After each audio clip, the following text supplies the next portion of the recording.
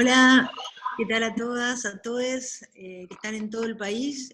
Bueno, gracias Raquel por la presentación, gracias UTEDIC.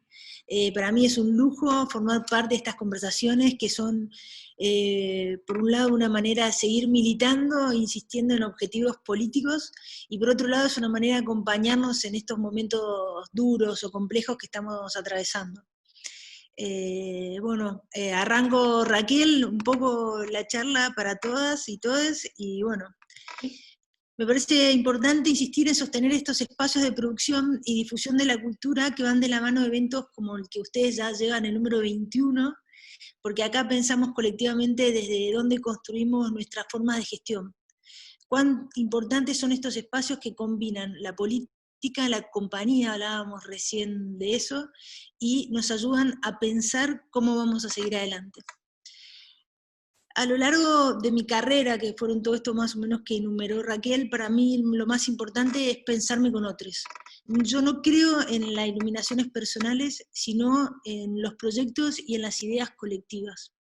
Todos los días trabajo con un equipo de personas que hacen que todo sea posible, que llevemos adelante proyectos en medio de esta crisis que la atravesamos de marzo hasta ahora y nos ponen a nosotros en un jaque personal y social. Hoy nuestros recorridos personales orientan nuestra manera de mirar el mundo, o sea, de dónde venimos cada uno de nosotros nos orientan. Y estas situaciones nos dan un poco la pista de este momento actual. Yo soy de San Luis, soy una puntana, nacida y criada en la ciudad de San Luis. Mi casa queda al borde de un cerro y me crié en una casa que es una casa-escuela. Este concepto es raro porque se llama casa-escuela, porque la dirigía mi mamá. Yo cuando era chica, abría el patio de mi casa y ahí estaba la escuela. Y si el patio de la escuela miraba hacia mi casa, veía mi habitación. Todo lo que sucedía ahí, había tiza, juegos, pupitres. Ni el patio era mío, ni la casa era mía. Todo era para compartir con otros. Era una infancia con otros. Además, era lo primero que miraba cuando me levantaba. Un lugar en que convivía la formación, el juego, la familia. Todo el tiempo observaba un conjunto de acciones sostenidas, en su mayoría, y como veo acá en el Zoom, por mujeres. Madres, abuelas, docentes, porteras, mis compañeras. Todo era un espacio rodeado de mujeres que para mí son las mejores administradoras del saber. Para mí, aprender a jugar, a hacer, siempre fue con otros, siempre fue en comunidad. No lo entendía bien sola, pero siendo una niña en esa comunidad sostenida en su mayoría por mujeres, aprendí a mirar la realidad de una manera diferente. Es tal vez ese recuerdo, esa manera de crecer, lo que hoy me sostiene en mis convicciones políticas y artísticas.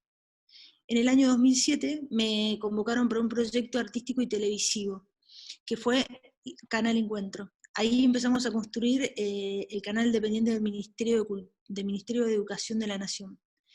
Ahí, lo mismo que en mi infancia, me acompañó un equipo de mujeres que venían de todo el país. No éramos de Buenos Aires, me trajo un montón de compañeras de San Luis, de Córdoba, de Salta, de Misiones. ¿Por qué recalco esto? Porque esa mirada en la construcción de Canal venía con nosotras. Lo que logró ese equipo de encuentro, como les dije recién, en su mayoría mujeres, fue transformar la televisión educativa a través de esa mirada. Hicimos una pantalla donde cada región, que también es decir, todo el pueblo, pudiera contar su historia. Fueron años de enorme energía, de una gran sinergia de trabajo y creación. Fueron años de volver a creer. Personalmente yo venía a trabajar en la tele y ahí volví a creer porque pensaba y creía en una construcción colectiva. Fue mucho crecimiento y fue sistematizar una forma de trabajo en que lo emocional y lo político armaron la cultura federal y nos permitió ir a otro paso para mí mucho más importante en términos personales y también en términos culturales, que fue la creación de Pacapaca. En Pacapaca cruzamos 3 espacios privilegiados para la transformación. ¿Qué hace que sea la transformación? La infancia, la educación y la cultura. Pacapaca es el resultado del trabajo de muchas personas talentosas, o sea, no de un solo núcleo, sino de productores, editores, contenidistas, guionistas, realizadores, dibujantes, trabajadores del Estado, ministros, organizaciones, sindicatos que colaboraron con nosotros en la producción de todos esos contenidos que hacíamos. La creación, a través del arte y la cultura, puede lograr transformación colectiva. No se trata de virtudes personales, eso lo digo siempre. Se trata de aplicar miradas. Lo que aprendí en aquella casa escuela en mi infancia me marcó el camino político que hoy quiero transitar. Ahora en esta oficina que ustedes ven es el Centro Cultural Kirchner. Todos los días vengo a trabajar acá. Y desde esta experiencia les quiero compartir y pensar junto a ustedes algunas ideas sobre lo que es la gestión de contenido. Soy directora de uno de los centros culturales más grandes del mundo. Es el tercer centro cultural más grande del mundo. Ustedes trabajan en espacios grandes, la mayoría de los trabajadores de ustedes. Decir 110.000 metros cuadrados no les asusta mucho, pero para el arte es un espacio muy particular. Tiene una sala sinfónica, tiene un centro de exposiciones, tiene 6 auditorios, tiene una cúpula que regala una de las vistas más hermosas de Buenos Aires, donde de acá se puede ver el río. Voy a hablarles un poco de lo que es un centro cultural y por qué para nosotros es la importancia desde el Ministerio de Cultura de la Nación ocupar este espacio. Un centro cultural es una parte fundamental de redes de espacios que conforman y sostienen la producción cultural de un país. Son lugares que albergan y reproducen ciertas ideas de cultura, de tradición, pero también son aquellos que hacen visible a algunos artistas sobre otros. El mayor desafío que encontré trabajando en el centro cultural fue pensar de qué manera podíamos construir un espacio a partir de prácticas antipatriarcales, prácticas que no estuvieran solamente en los criterios de exposición o de contratación de personal, sino en todas partes. El desafío en esta época no es mostrar un contenido feminista, sino crear espacios y equipos de trabajo que nos inviten a otras miradas. Dije otra vez, y como lo voy a repetir a cada rato, de qué manera podríamos construirlos, porque insisto que todo es plural. ¿Es posible abordar estos proyectos desde la soledad? No, por muchas razones. La primera razón, y acá le voy a dar un ejemplo, es con que no alcanza con que un centro cultural tenga como directora una mujer para que las prácticas que circulen en un centro cultural sean feministas. Quiero decir que los equipos con los que trabajamos son los que llevan adelante la institución, no son personas. Y esto hoy es una charla de Zoom, pero antes todas estas cosas las debatíamos en inmensas mesas de largas horas, como hablábamos recién con Raquel Solange, donde se discutía y se hablaba mucho de esto. Por ejemplo, en nuestro centro cultural no tenemos la idea de la paridad forzada, no creemos en que haya ganancia en que los artistas sean 50 y 50 sin pensar en las personas que ocupan los lugares. Me interesa repensar las formas de planificar y llevar a cabo un evento y que veamos toda la cadena de personas que construyen un centro cultural. Si en los eventos que hacemos hay una paridad, pero no en el personal del centro, ya sea en lo creativo, en lo administrativo, en el de mantenimiento, es porque aún tenemos mucho camino por recorrer. El centro cultural público tiene que convocar a personas diversas en todos sus espacios, no solo en los escenarios. Así como los feminismos realmente vienen a cambiar el mundo, como lo conocíamos, desde las relaciones entre personas hasta laborales, en centros que pretendían ser feministas o cada vez más, tenemos que abordar muchos aspectos que no son detalles. Me gusta pensar, y ustedes me van a entender muy bien, porque vienen de espacios muy profundos como eso, el foco de lo espectacular, en el sentido del espectáculo, a lo real, es decir, a las condiciones en las que el centro opera. Con respecto a los artistas, porque es donde nosotros tenemos el lugar, a los artistas, hay un material que me interesa hablar, porque desde este lugar nosotros lo que queremos es potenciar las creaciones que promuevan la diversidad desde el arte, desde la educación, desde la integración y desde la pluralidad. Porque desde estos lugares nosotros vamos a lograr historizar. ¿Qué significa esto? Le voy a dar un ejemplo. Una semana antes que llegue la pandemia a nuestro país, nosotros realizamos una actividad que vinieron algunas compañeras de UTEIC, que era el Día de las Trabajadoras, el 8 de marzo. Ahí todo nuestro centro cultural, cada uno de sus espacios, así como sus recorridos, estuvieron puestos a disposición de un acontecimiento artístico y político. Esos 10.000 metros cuadrados fueron atravesados por expresiones artísticas. Por ejemplo, en el 5º piso había bailarinas, existía una feria del libro feminista, un concierto en la sala sinfónica donde 2 compañeras travestis cantaron coplas, poesías en el Salón de Honor, entrevistas, distintas actividades que se cruzaban y nos convocaban a todas.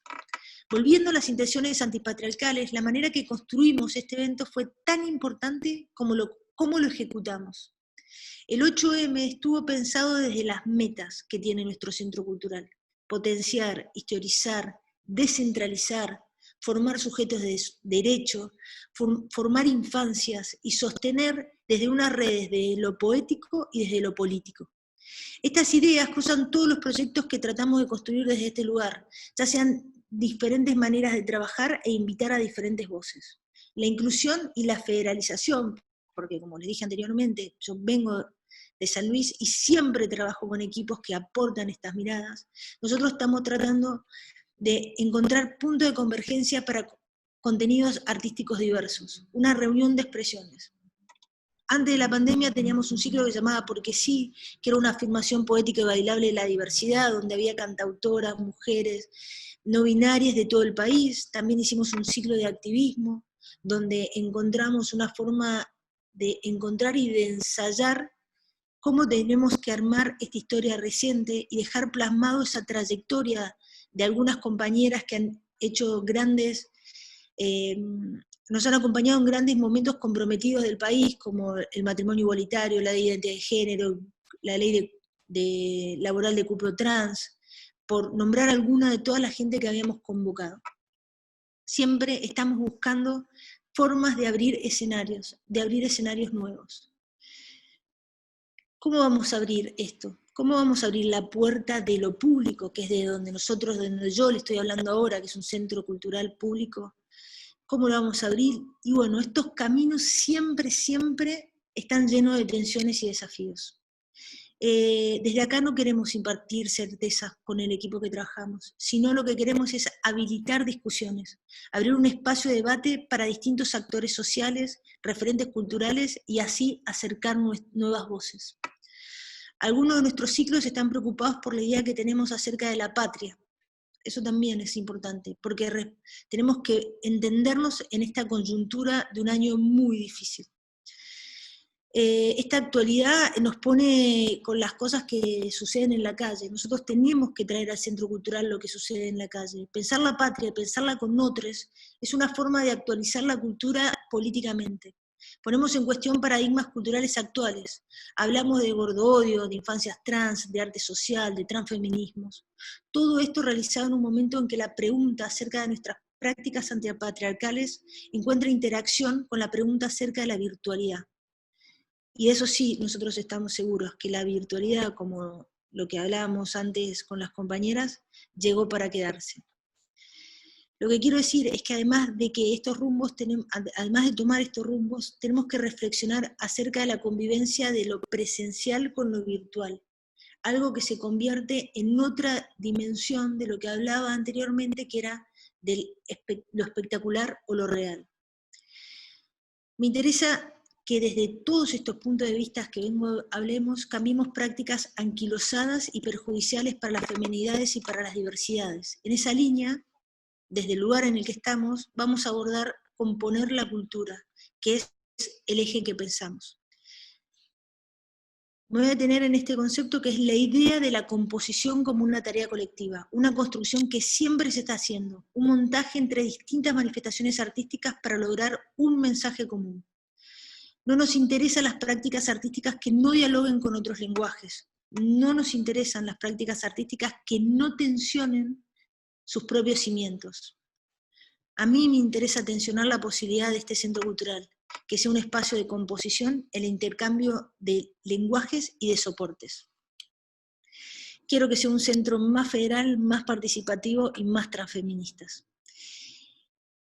Este año enfrentamos un cimbronazo, y para eso tenemos que salir con propuestas sólidas, no renunciar a los objetivos por salir del paso, sino que tenemos que seguir trabajando constantemente. Tenemos que rearmar una estructura interna que sea coherente para nuestra programación y que habilite nuevos rumbos. Gestionar políticas públicas que sintonicen con las políticas sociales de un futuro que se presenta incierto, pero no por eso queremos que sea sin camino. O sea, es incierto porque no conocemos por dónde está, pero que sí lo vamos a saber atravesar. Para finalizar, si tuviera que pensar en cómo hacemos para conformar espacios verdaderamente antipatriarcales o verdaderamente construidos con otros, lo que creo es trabajando entre todos. Lo que les conté hoy fue posible gracias a un coro de voces y miradas que por mucho me exceden. Ideas que a mí no se me hubieran ocurrido, porque esos proyectos no los pienso sola, sino que lo pienso entre todos. Si pensamos en la idea de cultura, no podemos dejar de lado la cualidad principal. Es un conjunto de saberes, tradiciones y comportamientos compartidos por una comunidad. No hay cultura sin redes. Esas redes que armamos para crearla, reproducirla e incluso para cambiarla. Este intuyo es el camino para hacer convivir lo espectacular con lo real y ampliar el horizonte de aquello que tradicionalmente llamamos cultura. Perfecto, muchas gracias, Verónica, por la presentación. Y hay varias preguntas que algunas ya las contestaste, pero igual vienen. Acá pregunta, ¿cómo se arma un equipo para potenciar el trabajo que se hace en el Centro Cultural Kirchner desde Facebook? Bien. ¿Cómo sería? Perdón que... ¿Cómo se arma un equipo para potenciar el trabajo que se hace en el Centro Cultural Kirchner? Mira, cada institución o cada lugar que me toca gestionar o que nos toca gestionar tiene una cualidad particular, ¿sí? Los equipos que yo conformo son equipos que lo primero es entender la naturaleza del espacio que tengo que hacer. En este momento, cuando subimos el Centro Cultural, yo entendí que no trabajé con nadie que venía trabajando antes, convoqué a personas que nunca había trabajado, que la conocía por las redes sociales, que había leído lo que pensaban, que me gustaba el perfil de lo que tenía. Un compañero de trabajo me dice, qué audaz que sos. Digo, y sí, porque funciona un poco el instinto y un poco seguir el eje de lo que hay que hacer en cada momento de la historia, de cada momento que nos toca atravesar y en cada institución. Y ahí fue como conformé, por ejemplo, el equipo del Centro Cultural, que imagínense, este espacio tiene una sala sinfónica que tenemos que saber de música clásica, un órgano, que es uno de los órganos más lindos del mundo, que hay que saber de música académica, hay que saber de jazz, hay que saber de tango, hay que saber de música alternativa, hay que saber de artes visuales, de infancia. Ese universo no está en una sola persona. Yo no creo en alguien que programe eso. Entonces, armo una red de profesionales que mucho a partir de los trabajos que hacen, de las recomendaciones. Y este equipo, el 100%, el 90% es gente que por primera vez trabajo yo, convocadas por mí. Está bueno, para potenciar la creatividad está bueno, porque es verdad que incluye un montón de actividades artísticas y de formas y soportes diferentes. Y me imagino que ahora con todo esto de la pandemia, el pasaje a lo virtual también implica un montón de desafíos, ¿no? ¿Qué programación tenían y cómo hacen para reconvertir todo esto a partir de ahora? Bueno, la gran ausencia es el público en un espacio, y esto ustedes desde UTEDIC también, entender que es con el otro, con la presencia. Nosotros acá recibimos la primera semana 40.000 visitantes, entonces desde ese lugar el primer cimbronazo es no tener al público, ¿sí? Pero tenemos los artistas, y el arte tiene que seguir pensándose, tiene que seguir creando, tenemos que seguir dialogando. Entonces la programación varía, porque siempre varían las programaciones, siempre lo que nosotros nos planteamos o lo que queríamos hacer va a variar por una pandemia, porque le pasó algo al jefe, porque alguna crisis también nos puede atravesar. Lo que no tenemos que perder son ejes, el eje de pensarnos, el eje de vernos con otros, el eje de participar en conjunto. Entonces seguimos programando y esta vez convocando a muchos artistas para que sigan en actividad y sigan produciendo con nosotros. Todos los meses hay un plan nuevo, porque ya sabemos cómo es. Vamos fase 1, fase 4, fase 3, fase 2, entonces vamos pasando fase por fase, permanentemente. Acá preguntan qué concepción de cultura sustenta la gestión actual del Centro Cultural Kirchner, que creo que un poquito la respondiste, pero si querés reforzar, ya que lo están preguntando. Bueno, ahí lo principal nosotros como para trabajar en torno a la cultura, me parece los dos primeros ejes es que nosotros desde el Centro Cultural queremos potenciar, historizar, llegar a otras voces de la cultura. O sea, estamos trabajando permanentemente en estos aspectos que nos conforman y que ese se sustén. La cultura como una expresión que tenemos que llevarla adelante, pero también como una participación de todas las partes. El gran desafío que tenemos desde el Centro Cultural es que se entienda que es un centro cultural. A veces se pensaba que este espacio era un espacio solo vinculado a la música, y es un espacio vinculado a la música, a la poesía, al pensamiento, a la literatura, a las infancias. ¿Cómo abrir este espacio a la comunidad? ¿Cómo abrirle a los artistas? ¿Cómo abrirle a las voces? Desde esos lugares queremos seguir construyendo la cultura. Clarísimo. Acá preguntan, desde Pergamino, ¿cómo se proyectará el federalismo del Centro Cultural Kirchner viendo qué tradiciones se están perdiendo? Viendo qué tradiciones se están perdiendo, lo federal, y esto es muy interesante, de Pergamino también, ahora estamos por llegar al 12 de octubre también, nosotros tenemos que revisarnos permanentemente, tenemos que dialogar permanentemente. Hay que darle las voces a los artistas. Nosotros no somos poseedores del arte, sino que es un espacio que facilita y que potencia esto.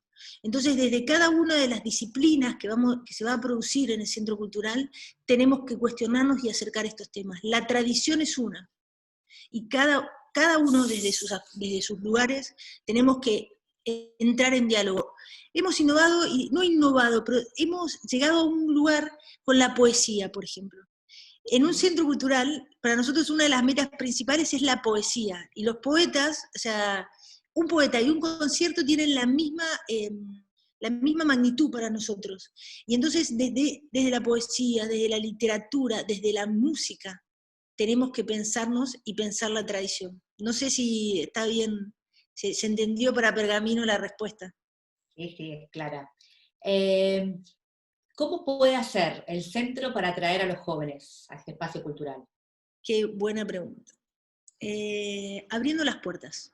Esto me gusta con UTEDIC poder hablar de esto, que tiene que ver con las puertas, tiene que ver con la circulación de gente, tiene que ver cómo alguien se para con el que llega. El primer lugar que un centro cultural es cómo recibe al que llega. Y el joven, que hemos hecho un par de experiencias, tiene que convivir con alguien que hace la música académica. Entonces, el primer punto es invitarlos a que recorran este espacio y luego a que produzcan. El joven como sujeto de derecho que produce, no que va a consumir cultura. Entonces, ahora hicimos por la Semana del Estudiante estuvimos haciendo unos conciertos, pero también estamos invitándolos a producir, porque el joven no tiene que ser solo espectador, tiene que ser productor, y desde ese lugar nos enseñan, nos habilitan y tenemos mucho camino para recorrer. En síntesis, Solange, es como, los primeros lugares somos nosotros como espacios que reciben gente, que están ahí presencial, y si no es en virtualidad, es desde sus redes, de los espacios que nosotros ocupemos. Y luego los jóvenes van a venir cuando produzcan, ellos tienen que producir el arte, ellos tienen que compartirnos su arte. Ellos tienen que traer sus nuevas formas, ¿no? Y nuevos soportes. Sí. Como en todas las ramas. Acá preguntan también, hay preguntas más personales como de Paca Paca, bueno, podemos ir por ahí. ¿Cómo fue tu experiencia con Paca Paca y cómo surgió la idea de Samba? Bueno, ahí Paca Paca, yo fui directora de Paca Paca en el año 2012, en el año 2012 sí, y Samba lo creamos en el año 2010. Paca Paca en el 2010, perdón, porque cumplimos 10 años, el 17 de septiembre cumplimos 10 años de Paca Paca. Samba es, ¿cómo fue la experiencia? Increíble, me marcó para toda la vida. Mi corte profesional y mi manera de ser están absolutamente marcadas por lo que fue la experiencia de Encuentro y Paca Paca. Esto que les contaba, trabajar en un proyecto con sentido, trabajar con mujeres, trabajar para la educación, trabajar para todo el país. Samba es la síntesis de un trabajo durante muchos años que se hizo desde Canal Encuentro. Porque en el año 2007 empezamos Canal Encuentro, y en el año 2010 nace Samba. Samba es la síntesis de todos los programas que viajamos, escuelas argentinas, oficio, fuimos a Jujuy, fuimos a Salta, fuimos a cada lugar del país a buscar una historia. Entonces, cuando nace este chico de Clorinda, hermoso, que no sé si lo conocen todos, Miriam, Oscar, Roxana, es un chico, una animación que lo quiere, las infancias lo aman, venía con la síntesis de todo lo que habíamos aprendido. Pero sobre todo habíamos aprendido a sacarle el miedo a la televisión. Y en creer lo mismo que lo de los jóvenes, en que los niños son sujetos de derecho y están absolutamente capacitados para aprenderse.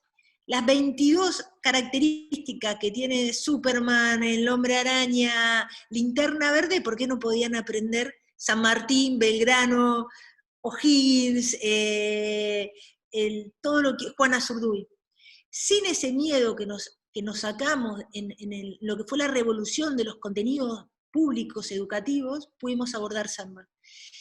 Y así se hicieron 4 capítulos, se hicieron 9 capítulos, se hizo un parque de diversiones, se hizo un musical, se hicieron unos juegos, y fue creciendo, y hoy está en lo que es, creo, las infancias argentinas. Hace poco una chica de 20 años nos mandó un tatuaje de Samba, una madre de un chico se había tatuado la mulita es un personaje que no habla de Samba y se tatuó la mulita.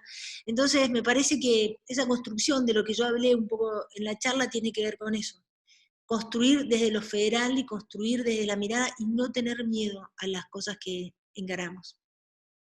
El tema de los federales es un tema importante porque desde el título de la charla, cuando la pensamos, estuvo presente y estaba dando vueltas ahí. Así que me gustaría que puedas contar cómo la construís, la mirada federal, un poco contaste, trayendo gente de diferentes lugares, pero ¿cómo haces para venir desde San Luis a Buenos Aires, a un centro que está en Buenos Aires, y construir esa mirada, incluyendo también, supongo, que a los porteños y a los bonaerenses, ¿no? Pero ¿cómo se piensa, cómo se trabaja eso? ¿Cómo se trabaja lo federal? Porque nos cuesta bastante lo federal, entonces, ¿cómo se trabaja?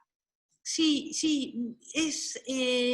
al ser de San Luis, yo creo que lo que nos hace es que sea un ejercicio genuino, que no sea un ejercicio forzado. Es lo mismo que bueno, vamos a hacerlo federal. No, vamos a hacerlo federal es entender los tiempos de otros, de otras y otras regiones. Es entender la idiosincrasia. Cuando uno dice federal, dice que atravesamos un país, atravesamos realidades absolutamente distintas. En este momento son las 7:30 de la tarde, y seguro que en San Luis hay sol ahora.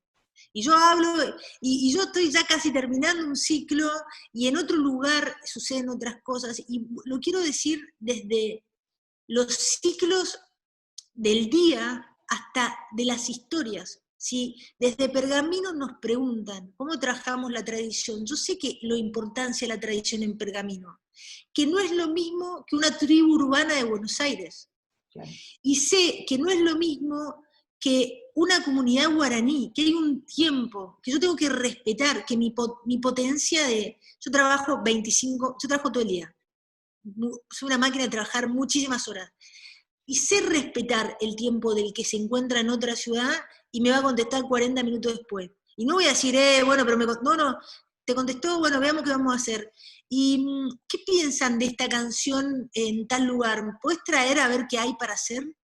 Y otra cosa que pasa, que es que siempre dicen, bueno, pero lo voy a decir en federal, lo voy a decir con las mujeres. No, bueno, pero no hay mujeres que hagan rock. Bueno, pero no hay gente que haga rock en Salta. Sí hay que buscarlo, hay que darle oportunidades, hay que escucharlo, hay que escucharnos permanentemente. Entonces, si yo tengo que, y ahora, volviendo al Centro Cultural, en mi programación, si tengo que contratar a artistas, o tengo que pensar proyectos por artistas, digo, ¿quién tenemos en Tucumán? ¿Quién tenemos en Chubut? ¿Había alguien en Chubut? Hacer redes, constantemente crear redes, no quedarnos aislados. Eso es lo federal. No es una vez un evento, es permanentemente hablar. Si no estuviéramos en pandemia, ir al Chubut y comer un asado, y ver quién está ahí. Cuando empezamos Canal Encuentro, no había casas productoras en el país, no existía. Por dos razones no existían. Porque los canales eran los canales de aire, Canal 9, Canal 11, Canal 13, Canal 2, América, ¿sí? Y seguro que acá había una compañera que era de Córdoba, entonces era Canal 2 de Córdoba, una radio. La tecnología, las cámaras chiquititas de buena calidad, democratizaron la producción. Entonces, íbamos, me acuerdo, tengo unos muy amigos en Jujuy, Guairuro. No hay nadie en Jujuy, decía, no, en Jujuy tenemos que mandar un camarógrafo. Hay camarógrafo, no, pero son malísimos. Una vez van a ser malos, dos veces van a ser malos, la tercera vez van a ser buenos. Vamos una vez, vamos dos, a la tercera. Y así es, porque a veces lo que nos falta son las posibilidades, no la capacidad, las posibilidades. Estos espacios como el que ustedes hacen de UTEDIC, este Zoom, escucharnos, hablarnos, nos abren la cabeza, nos dan posibilidades de ver nuevas perspectivas y de practicar. Y bueno, y una manera también es esto, yo en todos los equipos traigo gente de las provincias. Después no queremos morir todos acá. Después, no te puedo creer, ¿qué hacemos este fin de semana? Porque somos todos que extrañamos nuestros pagos, ¿no? No hay peña, no hay peña. No, no hay peña, pero en esta construcción después vuelven a sus lugares con un aprendizaje, ¿sí? No sé si está... Sí, contestada, absolutamente contestada. Acá preguntan, ¿cómo hace para seleccionar cada proyecto y qué requisitos deben cumplir? No hay, mira, no hay... a lo largo de lo que yo vengo trabajando de mi carrera profesional, que siempre estuvo vinculada al Estado, que siempre estuvo vinculada a proyectos políticos comprometidos con la justicia social, siempre, nunca tuve, mis proyectos siempre fueron innovadores. Y no quiero usar la palabra innovadora por decirla modernos. Innovadores significa que no había algo donde nos tocaba hacer. Nosotros cuando arrancó el proyecto Canal Encuentro del Ministerio de Educación no existía un canal educativo y lo hicimos. Y luego por primera vez el primer canal público infantil y lo hicimos. Y después trabajé con Teresa Parodi, fue jefa de gabinete del Ministerio de Cultura de la Nación, que por primera vez en la Argentina se creó un Ministerio de Cultura de la Nación. Estos desafíos, cuando alguien te pregunta, ¿cómo haces? Hablando, horas de trabajo, siguiendo un camino profesional, entendiendo el sentido de lo que nosotros queremos, de lo que creemos que hay que hacer.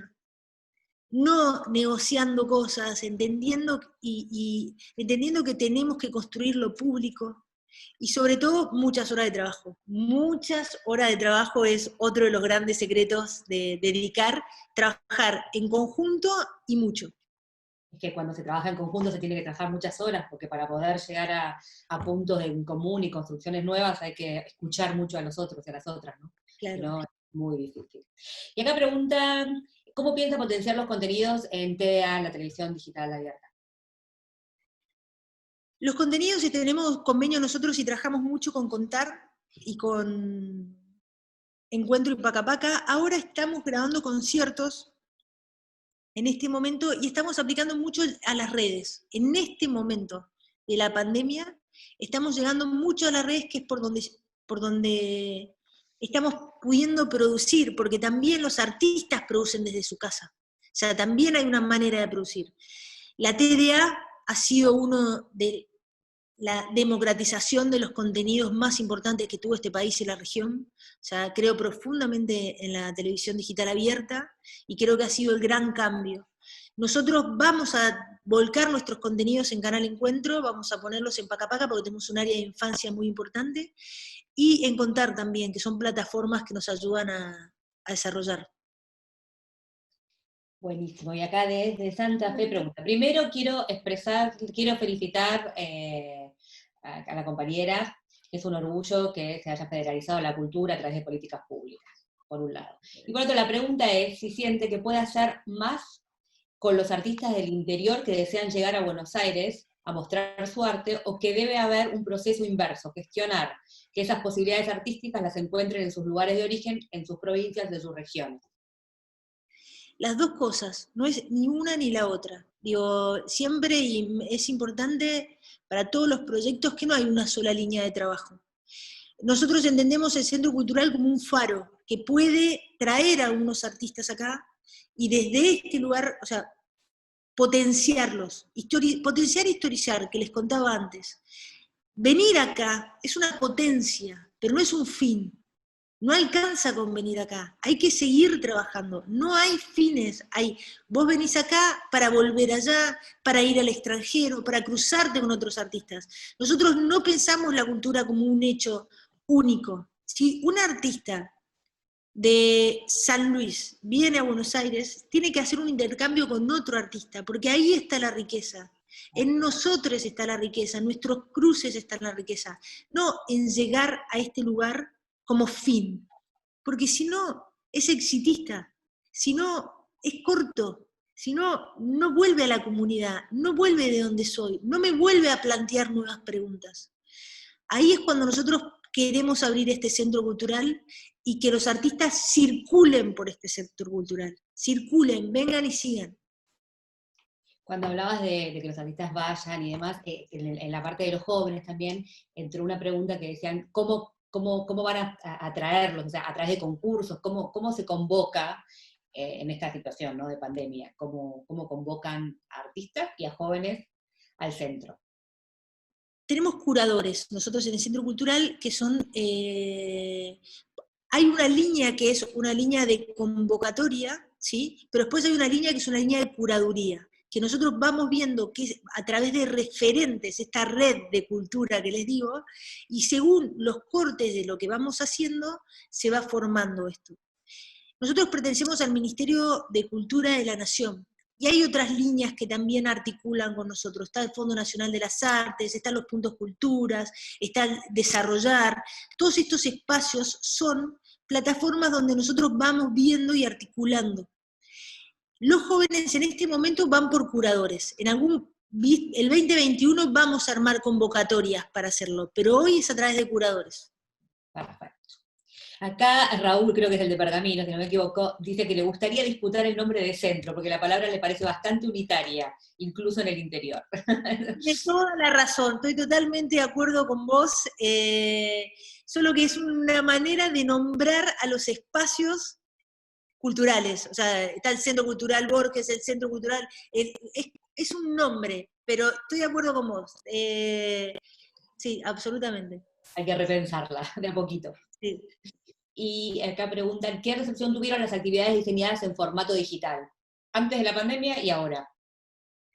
Muchísimo crecimiento, realmente, pero esto es normal, la gente no viene y tiene una fuerte curva de crecimiento, pero lo interesante es lo que creamos, no el formato. Ha sucedido que hay ciertos puntos muy interesantes. Insisto en esto, en el cruce, cómo nosotros cruzamos artistas. Entonces hay un ciclo que se llama diálogos, diarios. Entonces una protagonista se escribía con otra protagonista mails y después lo grababan en WhatsApp. Y quedaba un relato de estos diarios, de estos diálogos. Nos ha ido bien, nunca alcanza, porque nunca alcanza, les debe pasar a ustedes, cuando terminás de lograr algo, decís, bueno, y ahora este es un paso para lo que tenemos que volver a hacer, y así tenemos que ir creciendo.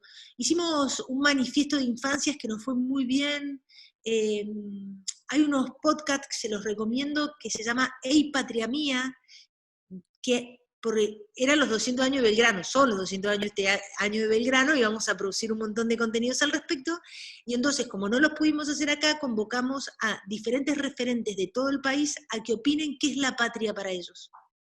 Se los recomiendo, se llama Ey Patria Mía, y es muy interesante, muy interesante, por nombrarles algunos, ¿no? Y con respecto acá a la cultura, preguntan, normalmente la cultura, entre comillas, se ve como algo inalcanzable. ¿Qué se puede hacer para bajarla del pedestal y volverla más popular?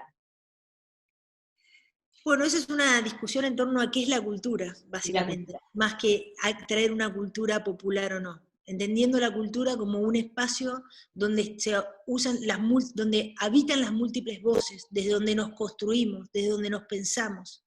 Ese es el primer punto a discutir. ¿Quién la preguntó, Solange? Me preguntan desde Facebook, pero no me pusieron el No nombre. sabemos quién. Bueno, desde ese lugar, bajar la cultura, hacer la cultura, me parece que es el arte donde a veces lo tenemos que llevar a otros lugares y mover el arte de un lugar al otro y hacer estos cruces de artes y de públicos más populares. Eso es una discusión permanente, popular, clásico, en estos lugares habitarlos. Nosotros lo que creemos es que la cultura es aquello que nos atraviesa. En cada una de sus ciudades, en cada uno lugares donde está, cada uno tiene manifestaciones culturales. Es una discusión un poco más amplia. Bien. Y yo quería preguntarte un poco, vos nombraste durante tu exposición el tema del 8M y esa mega gigantesca evento, no sé ya cómo llamarlo, porque era más que, eran muchas actividades a la vez y fue muy grande. ¿Cómo se pensó? ¿Cómo se articuló? Sé que muchas compañías de UTEDI que estuvieron, las secretarias estuvieron, y bueno, nada. También hay una pregunta que acá tiene que ver cómo se puede articular lo sindical con la cultura, ¿no? Que bueno, lo sindical es parte de la cultura, pero digo, quizás en esta respuesta podías juntar todo para... Mira, la experiencia del 8M fue una experiencia que aprendimos mucho y por suerte muy bien, en términos de nos potenció. Nosotros asumimos el Centro Cultural el 10 de diciembre y se creó el Ministerio de las Mujeres, Diversidades y Géneros el 10 de diciembre. Lo primero que dijimos fue, para mí el Ministerio de las Mujeres es mi ministerio, o sea, es nuestro ministerio, ¿sí? Entonces fue juntarnos con la ministra y su equipo y decir, ¿qué vamos a hacer? El 8M es una fecha que estuvo en la calle y que hay que traerla, que le tenemos que dar el espacio en este centro cultural. Y ese fue el primer paso. Todo lo que los colectivos feministas y todo lo que se había llevado a la calle era traerlo al centro cultural, abrir las puertas, lo que hablábamos recién, abrir las puertas. Entonces articulamos Ministerio de las Mujeres, Ministerio de Educación, Ministerio de Salud, la Secretaría de Medios, los canales de televisión, la televisión pública. No creemos que los grandes eventos y las grandes transformaciones se hagan desde una sola institución. Son todas estas instituciones articulando.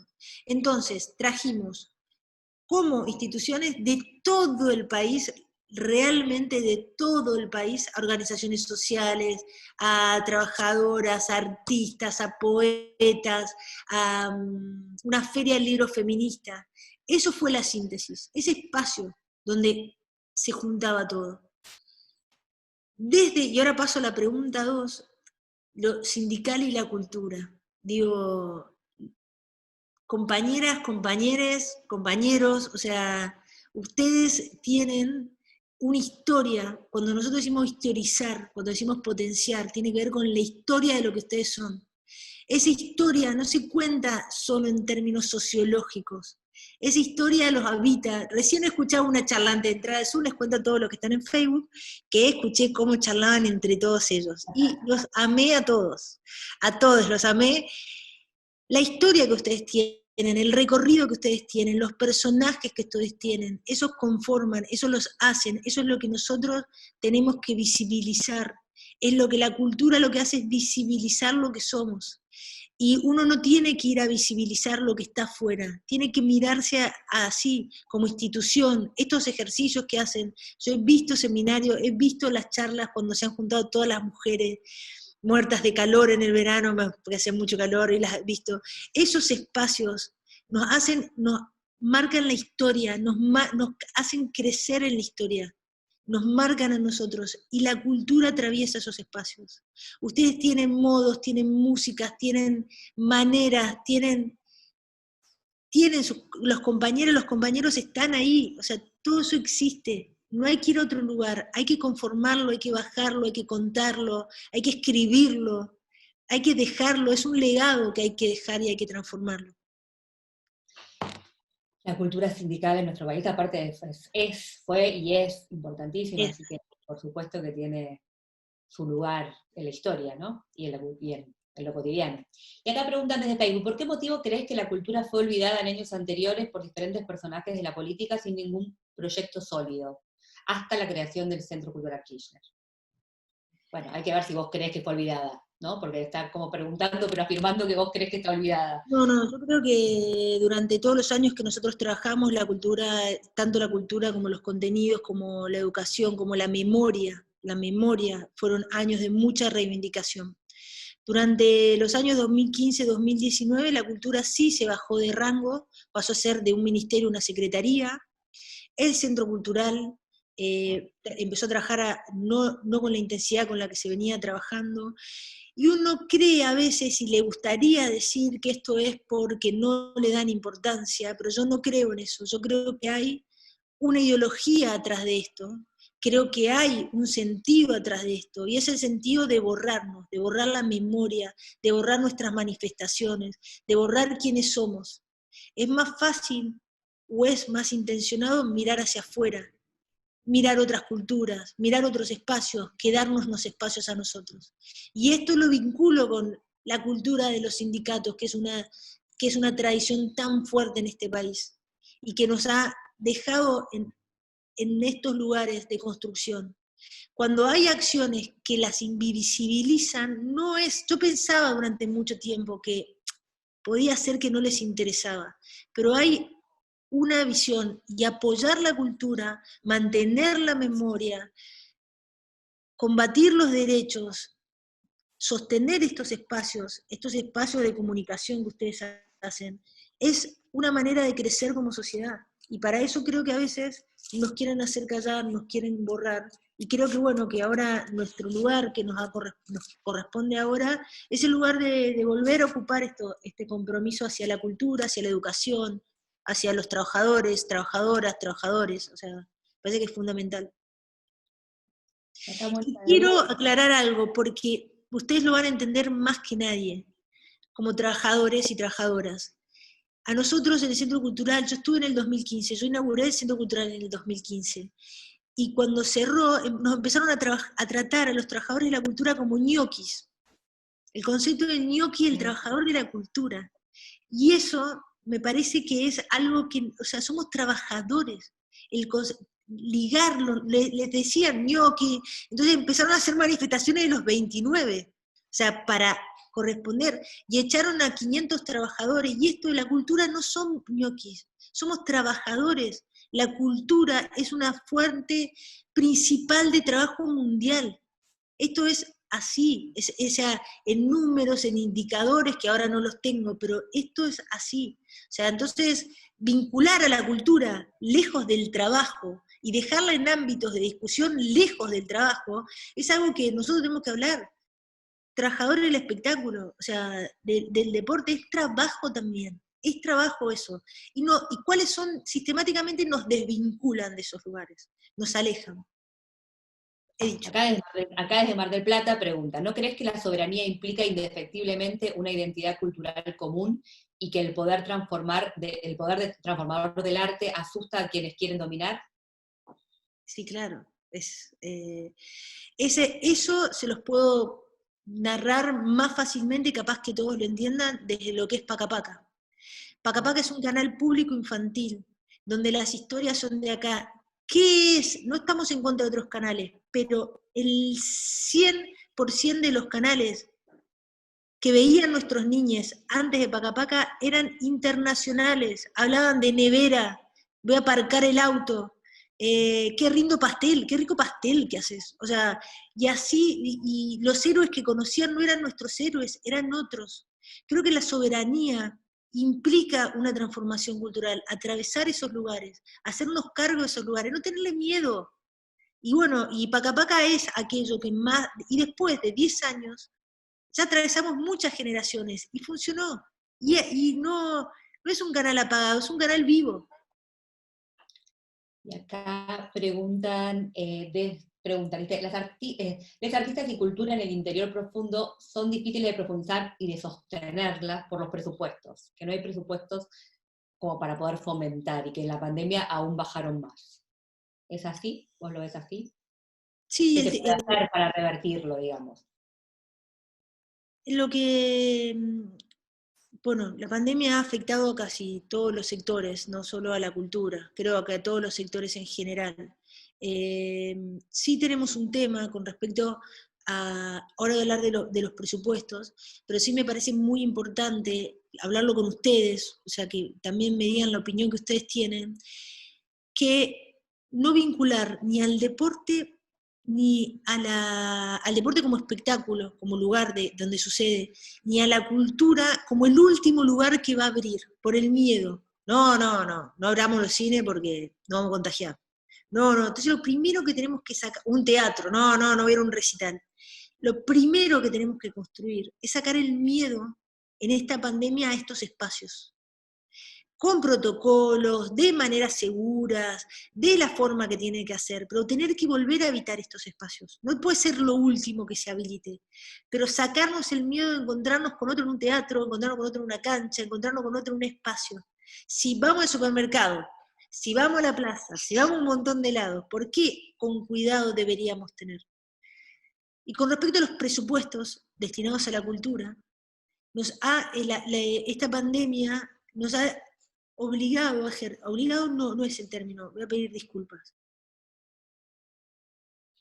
nos ha marcado la línea de encontrar la cultura como trabajo. Entonces hay líneas, están los puntos desarrollar, están los centros, están los teatros, están los cines, estos son líneas de trabajo, no hay una cultura, hay líneas, hay cámaras, hay sindicatos, hay actores que conforman la cultura que tenemos que encontrar la forma de poder salir adelante de esto, con apoyos, con fomento de diferentes líneas, pero no hay un solo sector.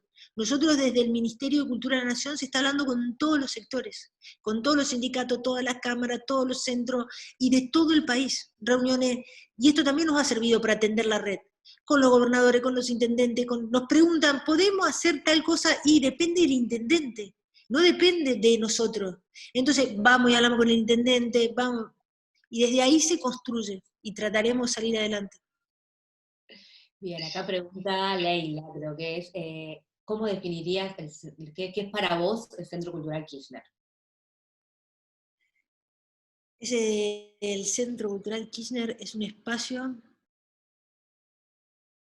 primero, perdónenme que eso tengo que decir así, es uno de los edificios y los centros culturales más lindos del mundo. No es una soberbia, es una realidad. Uno entra a este espacio y lo primero que te pasa es que te conquista, te enamora. Decís, no puede ser este lugar.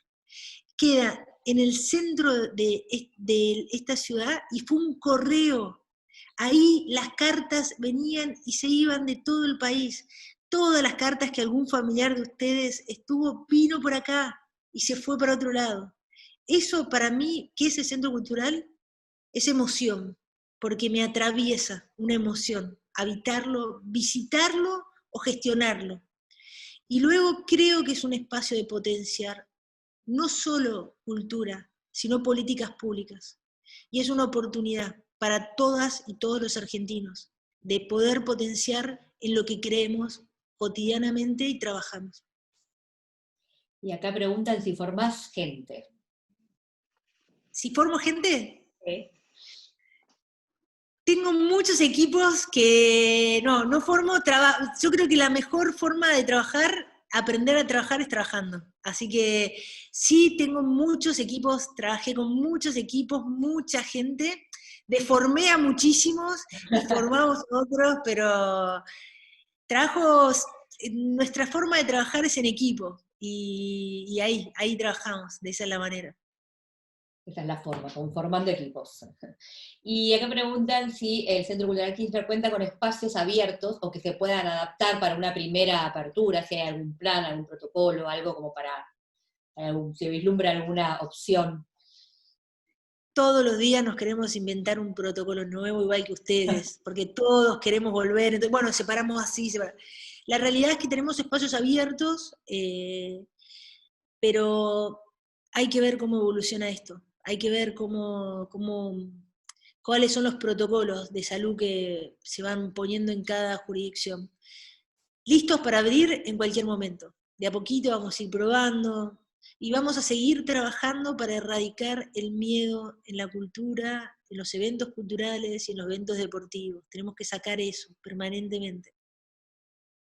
Y preguntan, ¿qué es el arte para vos? Es una pregunta muy... ¿Qué? Muy linda pregunta. Sí, una muy linda pregunta. Para mí el arte es aquello, voy a hablar como Verónica y después tengo que hablar como gestora cultural. El arte es aquello que me emociona, que me atraviesa y que me transforma, ¿sí? Pero el arte es aquello que se lleva, que se construye, que se crea, que nace de diferentes manifestaciones. Y ya sea que a mí ni me interpele, ni me hable, ni me transforma. Pero una cosa es el arte para mí y lo que a mí me sucede, y otra cosa es en el arte en el que yo creo, que es el arte transformador, que es el arte como manifestación, que es el arte como búsqueda, que es el arte como creación, que es como aquello que nace, ya sea de lo colectivo, de lo individual, de algo chiquito, de algo histórico. O sea, eso.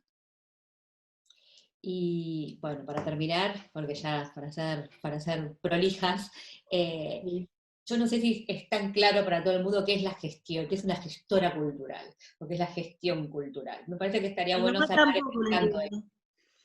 Mi mamá tampoco lo entiende. O sea, es como que siempre yo, como antes uno decía, ¿qué estudiabas? Comunicación social. ¿Y qué hacen lo de comunicación social? Pasa lo mismo con el gestor cultural. El gestor cultural, o yo como gestora cultural, es aquella persona que se puede parar frente a un evento o frente a una circunstancia que se quiere hacer y la concreta, ¿sí? En un ámbito vinculado a la cultura, básicamente. No soy artista, no soy directora, no soy escritora, pero sin embargo nosotros decimos, viene el 12 de octubre, 21 de septiembre, ¿qué hacemos para el 21 de septiembre? Y empiezo a pensar qué se puede hacer para el 21 de septiembre. Convoco a las personas que pueden hacer algo que me interese, con un perfil para el 21 de septiembre, el Día de los Estudiantes. Voy a contar un ejemplo muy lindo. Miren, si sirve, ¿cuánto tengo? ¿Un minuto para contarlo? No, podés terminarlo. Un minuto para contarlo muy rápido, muy rápido, muy rápido. Y este le va a gustar a todos. El 14 de febrero es el día de les enamorades. Entonces, digo, es el día de los enamorades. ¿Qué hacemos? Y bueno, viene una gestora cultural, que soy yo. Llamemos a poetas, hagamos un concierto, pongamos acá en la explanada unos parlantes para que la gente baile lento, bajemos poema de Violeta Parra, mirá qué lindo lo que escribió Girondo sobre esto, Cortázar también escribió algo, imprimimos poemas, armamos una milonga, mandamos WhatsApp de canciones de amor.